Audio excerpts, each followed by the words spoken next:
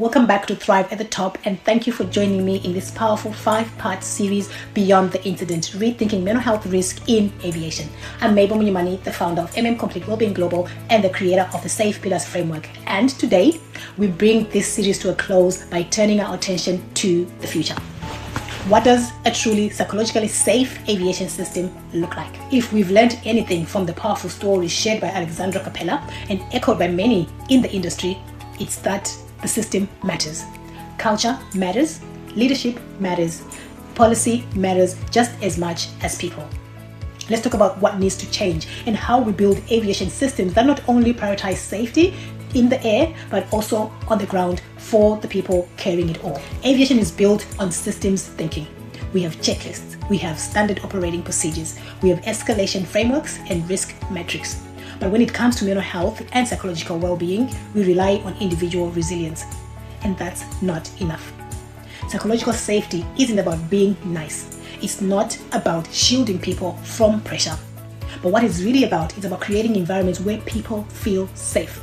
Safe to speak up without fear of career damage, supported when early signs of fatigue or distress appear, protected from punitive responses to vulnerability, and empowered to recover and return without shame. That's the real gold standard. So I want to talk about the 4 systematic gaps that we see through our work at Complete Wellbeing Global, especially across airlines and aviation training organizations. We see 4 reoccurring systematic gaps. 1. Mental health is still treated as personal, not organizational. There are few systematic processes to address it beyond a crisis response. Number 2, the second gap. Leadership is undertrained. Flight operations, safety leads, supervisors are all navigating risk with no literacy around human factors or psychological hazards. The third gap we see, policies are vague or punitive. Mental health clauses are either absent, overly medicalized, or silent on return to work reintegration. And the fourth gap, feedback loops are broken.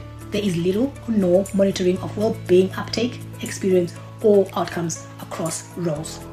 And silence drives risk underground. So let's talk about what a psychologically safe system actually requires. And I'm going to be specific here.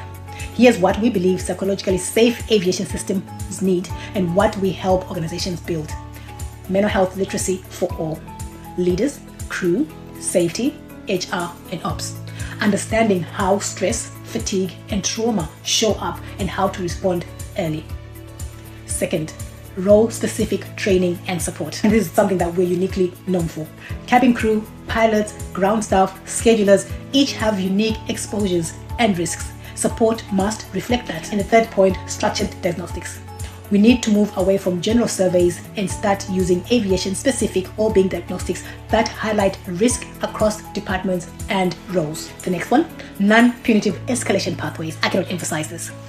Support should be layered, not jump straight from your fine to see a psychiatrist. And return to work frameworks. Every leader should know what a staged, confidential, role-aligned reintegration process looks like. Then they'll be able to participate in it. And leadership accountability, the last point. Psychological safety must be embedded into operational safety and performance metrics, not left to EAPs or HR alone. This is what a systematic well-being looks like. This is what readiness actually means. We're going to talk about the strategic well-being movement. And in 2026, we're going beyond programs and workshops. We're launching what we call Strategic Wellbeing Movement.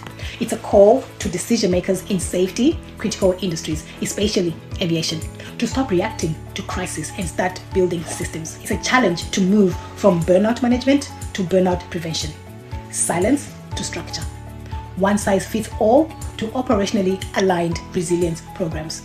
And it starts with leadership.